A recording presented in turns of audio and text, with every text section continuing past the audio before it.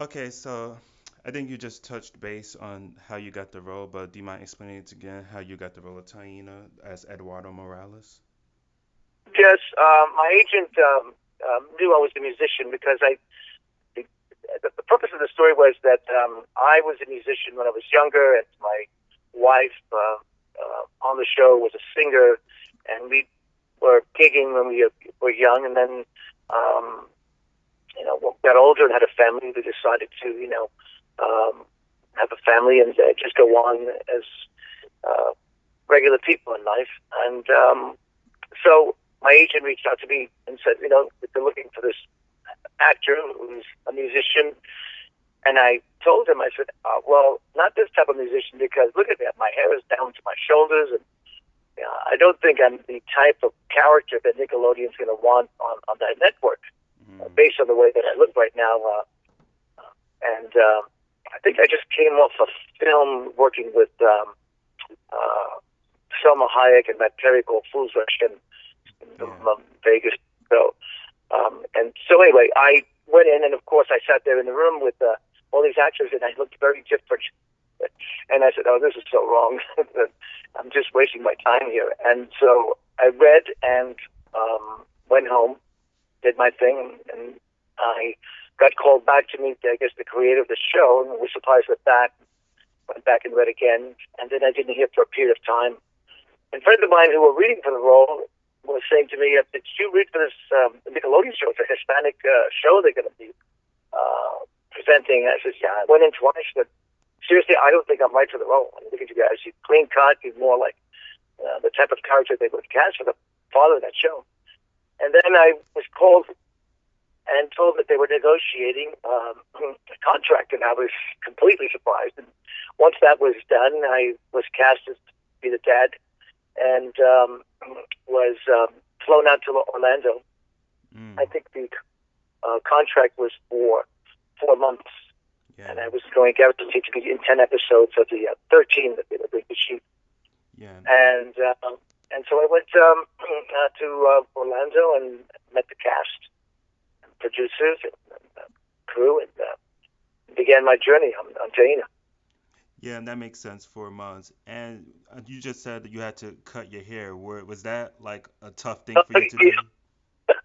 Well, because I already established myself, on a CD that I was the writer and the artist and the producer on, and so it would change my look dramatically. So Hmm. I I talked to the gals, Christina and Lisa about it. I said, well, talk to the producer. Maybe they'd like you keep the hair a little ponytail. And they said, no, that's not going to happen. So they just cut my hair and put on some very nice wardrobe and began to play the role of Eduardo Morales. Awesome, awesome. Those are two talented women, I must say. And Lisa, who was already an established woman herself in the music industry, did you guys have like certain music thing going on? Like you guys used to talk about music or all of that stuff, like just the business side of it when you guys weren't Well, close to? yeah, I was quite surprised because when I went to the Nickelodeon studios here to read one last time, I knew I was casting. Christina was, and there was this woman who was an actor, and she was a little more matronly because I believe the character taught art in grade school. And when I didn't see her on the plane with us, flying out to Orlando, I thought either she went ahead or she's coming later. And so when I got to Orlando and was introduced to Lisa, which was completely different from the actor that was in Los Angeles. Whoa, this Mm. woman is hot. It's really, and this is a major change, in this marriage. But we hit it off. She's from New York. I'm from New York. Christina's family's from New York, so we bonded that way as being Puerto Rican and coming from the same city. And then I got to know about her talent and music. I wasn't really aware of where her success was. This is well, and she got a lot of attention on the lot, believe me, by the brothers and the Yeah. people who knew her. Yeah, I think that's what made it so work at the time. The whole cast was primarily from New York, so you guys just had that certain chemistry and flow that you guys brought to the show, and I can totally see that too. I'm from New York myself, so I could see the thing going on. But Yes, yeah. going to Nickelodeon Studios in Orlando for the first time, what was your first impression of the place when you got there? I was so impressed. To It's one of those things you want to do in your lifetime. I had two boys at the age of they were 7 and 5, and those were one of these trips that you dream about taking. While that they're at that age to see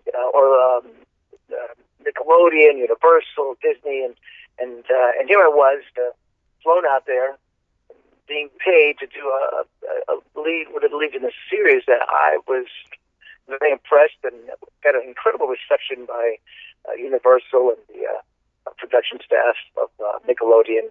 Hmm. It gave me beautiful housing. I had a car, and the studio itself was very impressive and very accommodating. A memorable experience. To this day, I look back at that experience and have fond memories. I have lots of photographs that I took my journey for the 4 months that I resided there. Yeah, yeah, absolutely, absolutely. And one of the things that was so impressing was the studio tour that would pass by where guests could see you guys rehearsing or getting your hair and makeup done. Do you remember that? The glass tube? Yes, yes, yes, yes, I do. And I, it was my first time. I think uh, after we shot a few episodes, they started to advertise the show regularly on Nickelodeon, and I guess the viewers started to recognize the cast members. And when I went on the lot, I had children come up to me and want my autograph, and that was just surprising to me because I never had been through an experience where you were still working on the lot and having people see you on a commercial and then being coming up to you and wanting your autograph. When you're in the restaurants or just walking around, that people just, oh, there's, the dad from Taina, So it was a major surprise to me. And of course, I stopped and signed autographs and took photographs. Awesome, awesome. And can you describe a typical day of being there, like just to film an episode in the first place? Can you describe it? Mondays were basically a table read. Everyone would gather in the room and have a new script, and the cast, producers, director of the week, and wardrobe, makeup would be there for the read through.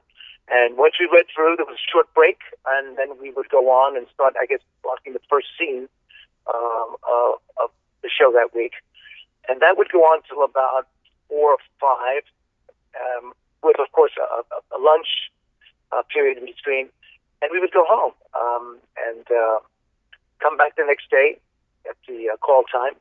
And continue to block.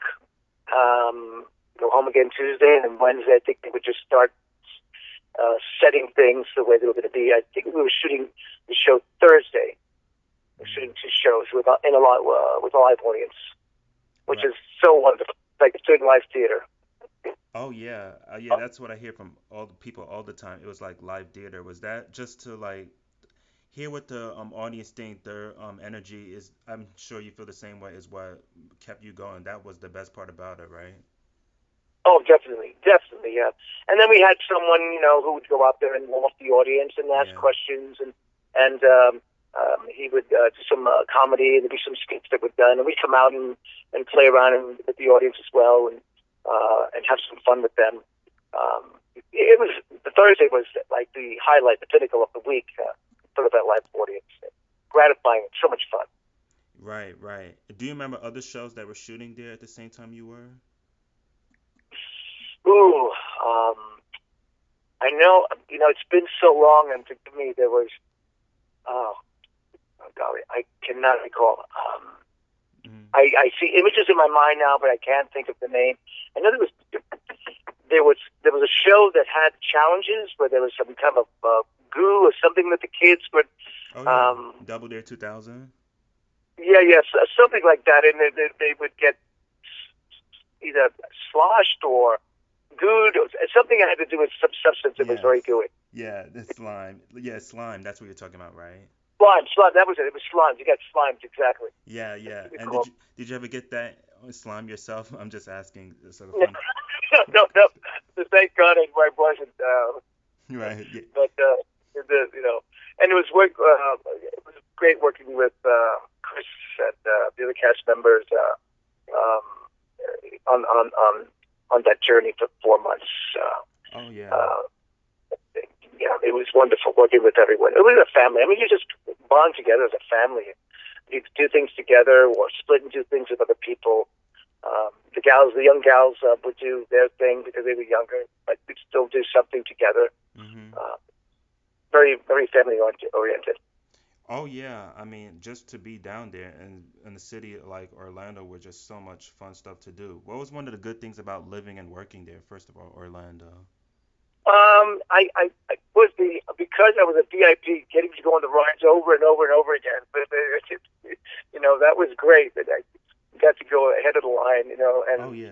on my lunch break, I would go and throw something on my mouth, and then because my trailer was like right at the entrance, it had a little turnstile to Nickelodeon that we were able to have access to because we were already on the studio, and I'd have my pass, and I'd go on a bunch of rides before I'd have to be back on the set. This is fun. Oh yeah, definitely, definitely. I mean, the rides there, first of all, like the Incredible Hulk, that was a big roller coaster at the time. It's still there, Yeah, and yeah, yeah, that was a good yeah, thing. And the yeah. Dueling Dragons and stuff. And how It great was, was the staff who all worked at Nickelodeon? Because I always hear positive stories about everyone was so wonderful. they were. They couldn't have been backwards enough for anything that was a request. If we needed something. I remember one night I got to see a Sting concert. Maria, who was the conceiver of the show, was married to a writer, and I believe he couldn't make it, and asked me would I, be able to attend this Sting concert. I said, I am so there, absolutely. So we went. I forget what the venue was, and had these incredible seats that saw Sting. Um, and then we went out to dinner. And I had to ask you, I said, Maria, I have to ask you, I said, I came in resisting this role because of the way I looked, with this long hair, and I had the jeans, and I had the leather jacket. And I said, when did you know that, that I was the dad? I said, the minute you walked in, he says, that's the dad. I think that's what she said to me. And I said, why, you know, why did the whole process go through? We wanted to see if someone else was going to, be the dad other than you. So, Hmm. wow. And I thanked her for, making the choice and how wonderful, the journey has been so far. Yeah. Yeah, I've talked to Maria before. She's a lovely, kind woman, I must say. Very gracious, and I'm sure she was just a pleasure to be around. Just Always positive, and she brought incredible guests. I mean, to get Shakira to come on the show, and Luis yeah. Fonse, and Beyonce's sister was on the show. Hmm. The guests that she had were just amazing. A wonderful way to promote the show to get viewers to um, participate and get hooked on the show. Uh, it's great stories. Oh yeah, I've definitely seen that. The guests were just an added bonus to that. And you guys shot for one season in Orlando, and then you guys after moved to LA. But did you see kind of like was there like a shifting, like a difference between how the show was going to be written this time versus Orlando and LA? Did you see something like did you prefer a setting better?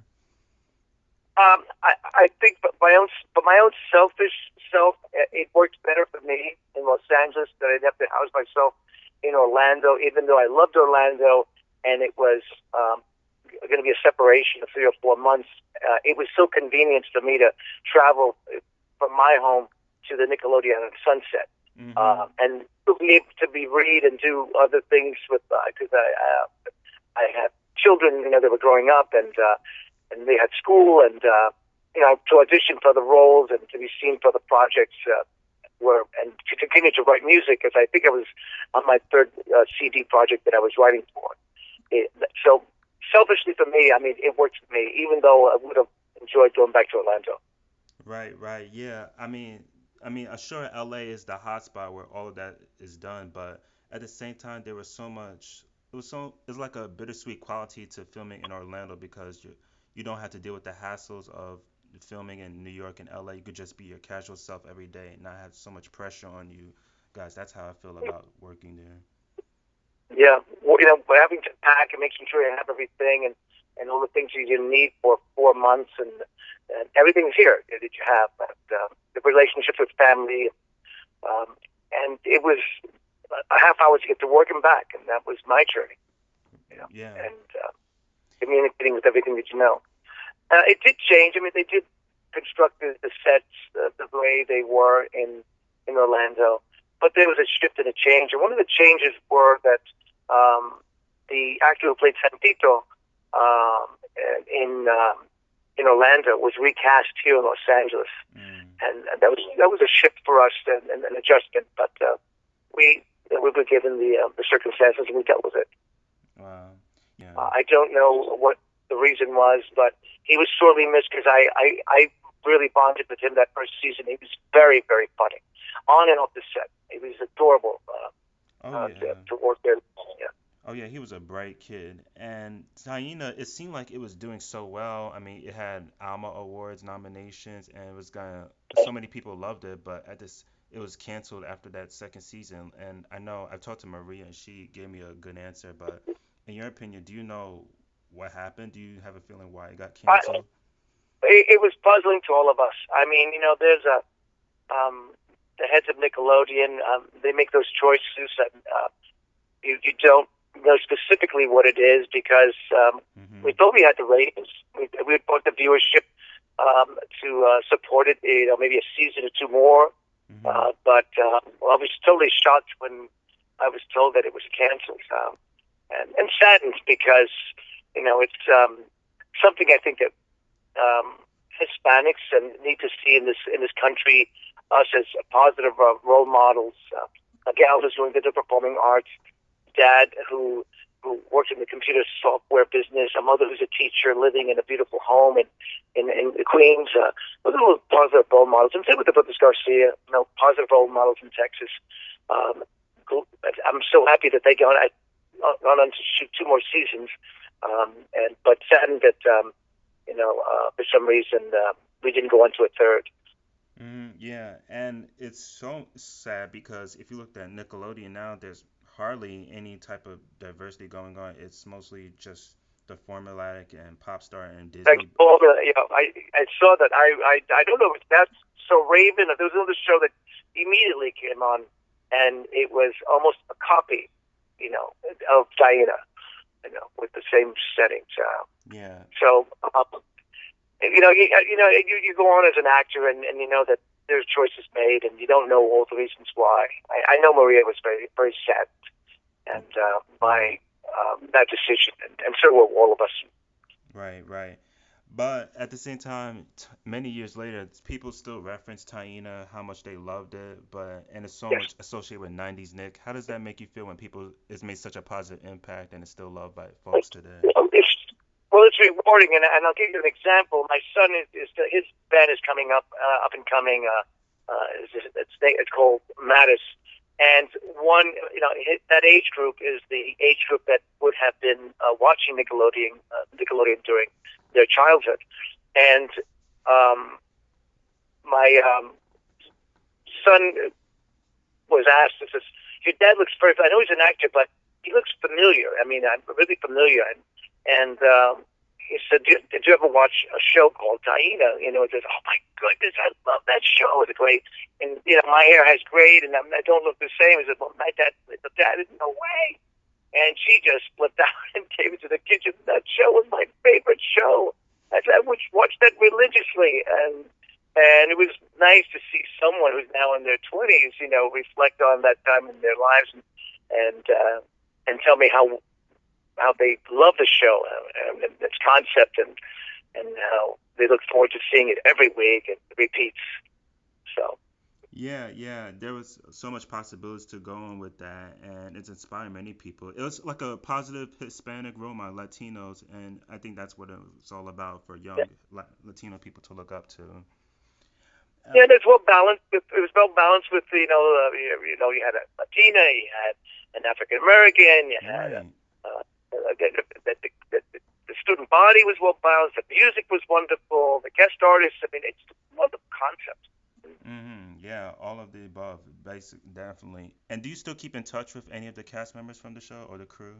Uh, it's something in the industry we all strive to do. And when we work on a project, we got to call each other. We got to get together.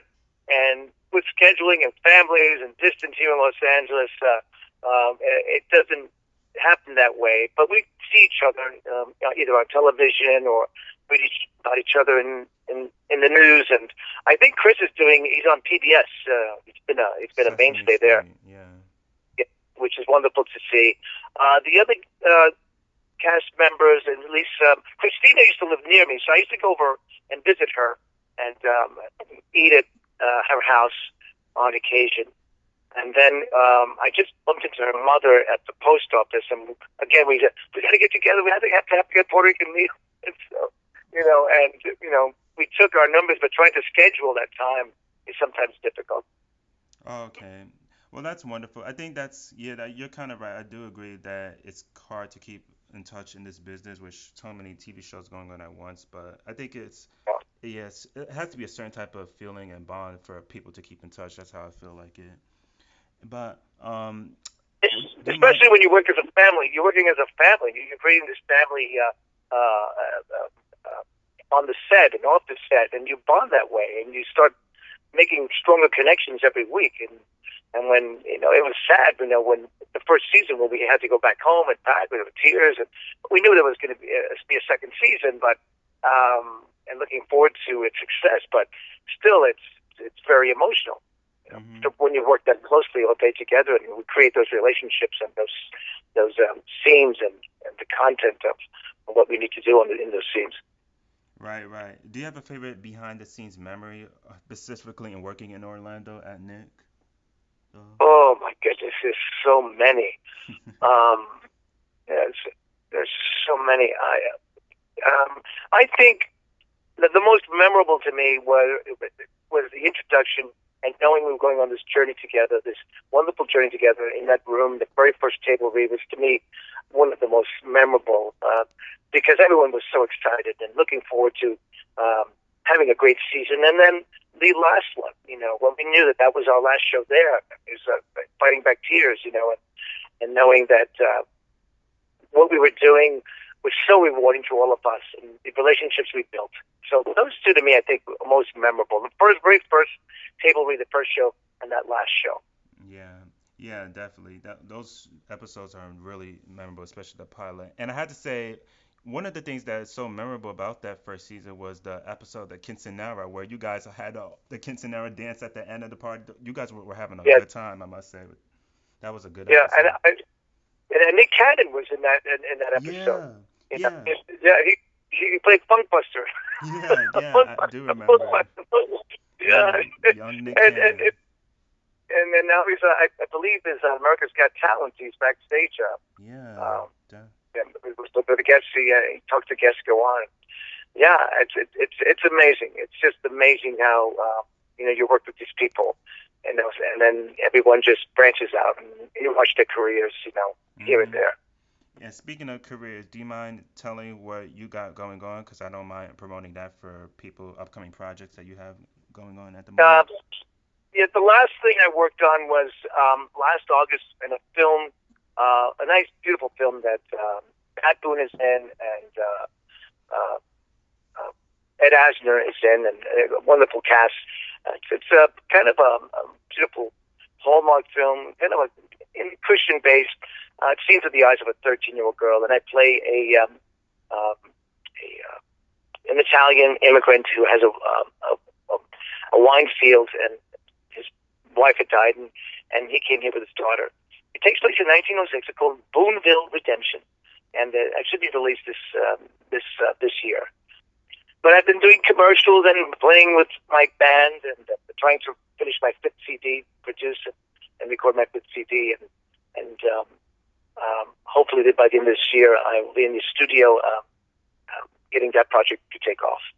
Yeah, I looked at your websites and I saw your video clips on YouTube, and I definitely loved it. I loved what I heard and I loved what I saw. So big ups to you, man. And just for wrap up for two more questions, and because I know Sure. you said that Nick Studios, you didn't know it was closed, and it's actually been closed for 10 years now, coming April, actually, this April. And but so many people have loved it and missed it. Would you like to see it come back one day as a reopen? I'm so surprised when I heard that it was closed because it was a wonderful studio. I was in shock. I mean, I knew things happened, but you mentioned wrote it was 10 years, Hmm. and it must have closed right soon after our show closed. Yeah, that's And right. I don't know why, because it worked well for our production. I believe others as well. Hmm. So it was a shock. A shock. Last question is, what do you think made it so great and special looking back on it, Nick Studios, Florida? I think the concept of the story. I think the family trying to um, let our daughter know that there are no shortcuts to success. That you have to put the work in, and any type of shortcut that she found was going to somehow backfire on her. You know, and she was always trying to find a way to get over it. And so we were stabilizing her and teaching her lessons. Lessons that children need to see, and um, to the eyes of this family, successful family, and that's what I enjoyed. I think when I first read the description of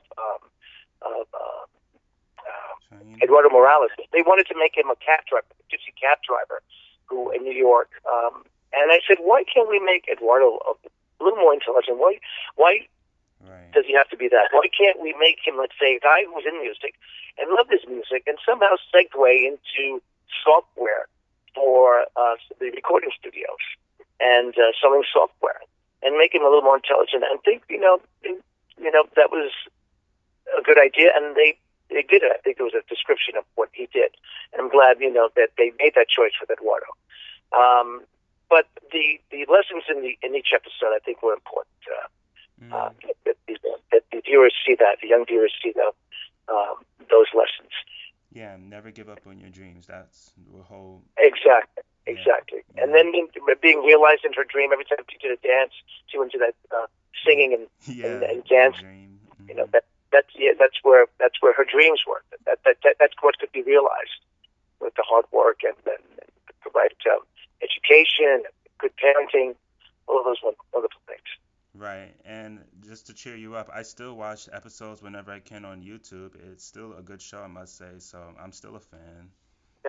I'm surprised they haven't come out with a DVD set of each season. Yeah, yeah. I don't If know they what haven't, the problem is with that.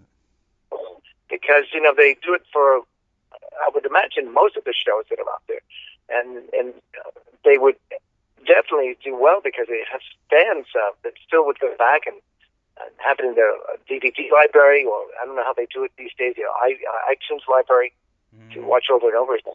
Yeah, yeah, that'd be really fun, and really fun to see some like a special rap party that you guys did at the first season. That would have been so cool, but that would. Well, it was a lot of gifts, a lot of tears, a lot of laughter. Um, it it's such a wonderful memory because I think you fought against this. You didn't even think you should have been cast in this role, and you went reluctantly and did a good job, auditioning. And look at the rewards that it gave you, the wonderful relationships, the experience of being, I guess I could say that being a part of one of the first Hispanic families to go on national television in the mainstream. Hmm. As a mainstream family, Hispanic family. And I have to say thank you for talking because I'm really glad I got to hear so many stories about so many of the stars and performers who worked at Nick in Orlando, and it's really a special place. And I just want people to see that this documentary is just was a special time in children's television, and that it needs to be brought back in some ways or reformed or shaped, as a memory. Absolutely. You got it. All right. Okay, great interview. Thank you so much, and I wish you so much success with your documentary about Oh, thanks. Universal Post. Okay, Oh, thanks, Josh. Thanks so much. And I hope you have a good day. And thanks for talking to me. I'll keep you in touch and let you know how things are going. thank you. Goodbye.